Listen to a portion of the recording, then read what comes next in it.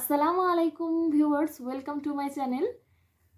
আজকে আমি আবারও একটি হাদিস নিয়ে আপনাদের সামনে এসেছি।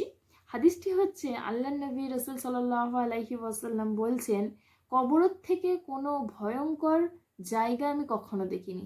তো আল্লাহ নবী যেখানে বলছেন যে কবরের থেকে ভয়ঙ্কর জায়গা তিনি দেখেননি, তাহলে কবর কতটা ভয়ঙ্কর আমাদের জন্য হতে পারে।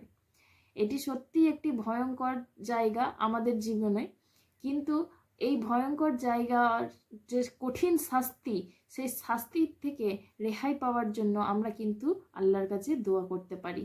সেই দোয়াটি হচ্ছে, আল্লাহুম্মা ইন্নি আউযুবিকা মিন আযাবিল কবর।